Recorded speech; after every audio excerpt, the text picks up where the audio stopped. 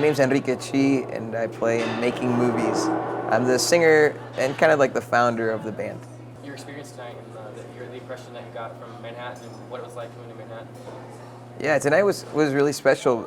Dolores Huerta was here and spoke, and she had everybody chanting, that the power is in the people. And I was surprised to be in Manhattan, Kansas, see so many Latino people, to see Dolores Huerta here, and it really impressed me and excited me because I found out that there's like only 400 Latino students here. There's 21,000 students or something like that. More than that. More than that, yeah, that's crazy. So that community probably feels really like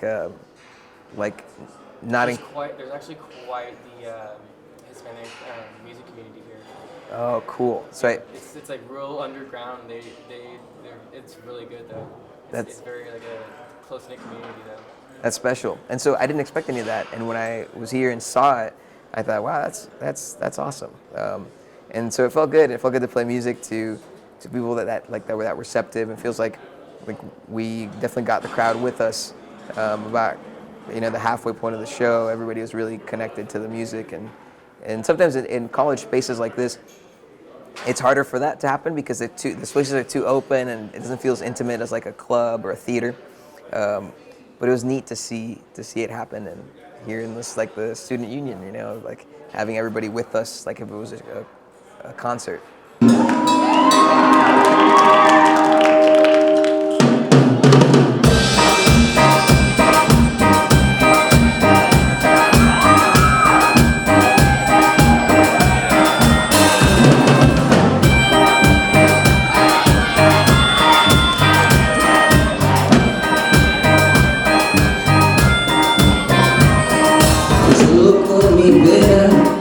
Yeah, it's meditation, like ohms, like it's like meditation, man, and it's music carries with it. Like I've realized that so much more. Like it's kind of music lives in the same space that like body language lives. You know how sometimes you talk to somebody, and the things they're saying from their mouth like really make sense.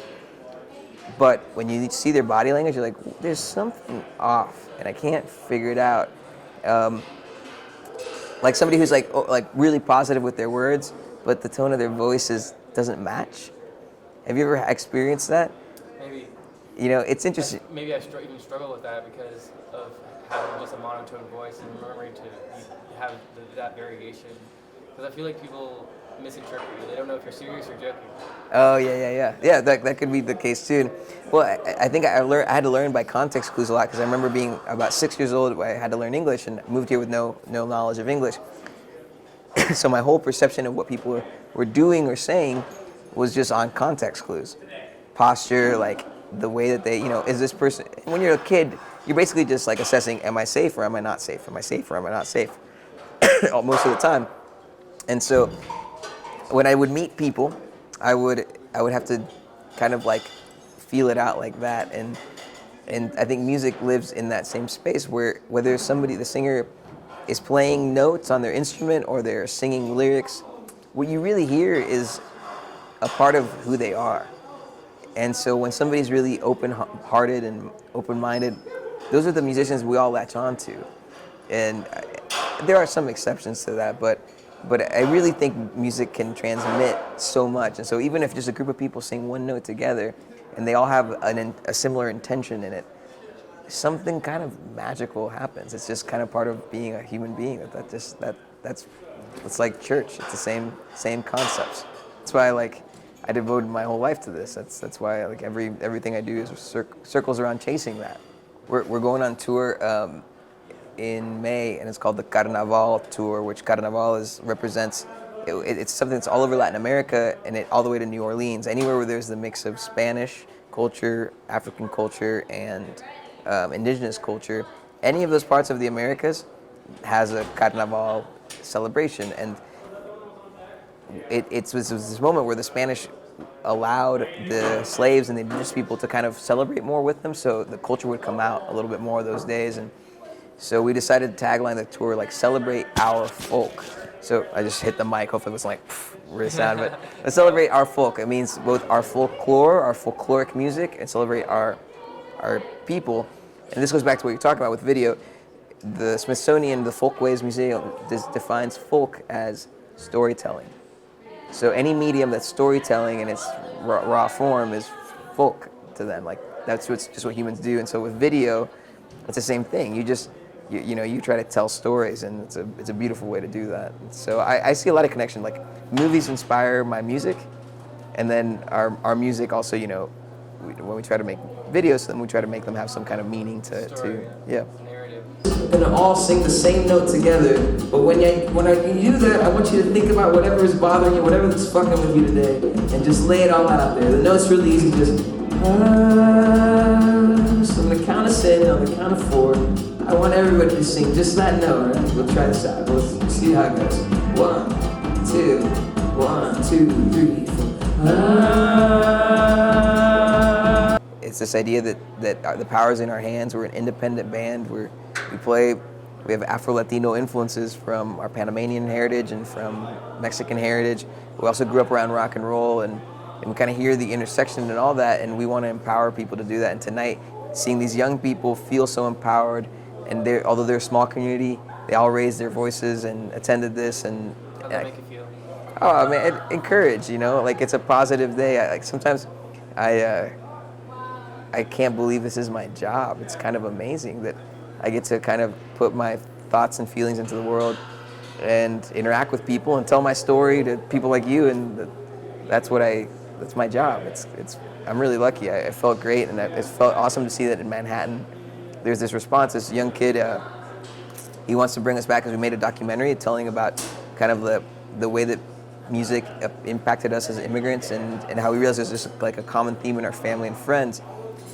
And we made this 30-minute documentary, and he wants to have it air at this venue here in Manhattan, and so that we could talk about the concept of our album, the concept of the documentary, show the documentary, and do a solo show. And I just would have never thought that in Manhattan, Kansas, like this stuff would be so invited and respected. It's really special. It has its positives and negatives, just like any other place. I was talking with Camilla, the coordinator there, and she's the only Hispanic person in UPC, her department. Wow. And there's a big lack of voice for the minorities here in K-State. It's the student government, and most of the hierarchy is very one-track minded, and there's not much diversity of opinions there. And it's something like tonight is directly for that. It's a counter. It's, like you said, in many ways. It's that lady. What was her name again? Dolores Huerta. She shook my hand on the way out. I had no idea who that was, and now I'm like. Yeah. She shook my hand like the sweetest old lady. She's totally sweet, and we met her in this little like dive bar in Bakersfield. Her family's from Bakersfield, and we toured like a punk band for many years. Like just got in a crappy van and played anywhere that would let house play. So we're playing this like basement, like pizza restaurant or like Italian restaurant thing, like, and like they clear out some tables at night and they set up a stage, and you can have bands play in this little shotgun in Bakersfield, California. Wow. And there's this older lady dancing, 80-year-old lady dancing to our music. And after we got off stage, like, do you know who that was? I'm like, no, who was that? It's like, that's Dolores Huerta. Like, what? And so she got a CD that night, and when we saw her tonight, we gave her one of our hoodies. What the heck, dude? And she's like, she shook my hand. I didn't even do anything. I was just like sitting there smiling. Like I was like, oh, this old lady's leaving. She's shaking people's hands. Okay, cool. And she walks by and just like, and I was like, okay, cool. Now in hindsight, wow. I gave her our hoodie, and she's like, what band do you guys? I'm like, we're called Making Movies. Oh, you guys are awesome. I remember you guys from Sandrini's. And she like, wow. Clear as day, she remembered meeting us. It was cool. That's really cool. Well, thank you so much for your time. Again, we're Making Movies. You can find us at makingmoviesband.com. On our socials, we spell like Making Movies without the vowels, so MKNGMVS, so just without the vowels. But man, if Google's smart, if you look up Making Movies Band, you can find us on Instagram, Facebook, Twitter, or Spotify, YouTube, all of the above. But we're happy to be in Manhattan, and hopefully we'll get to come back soon.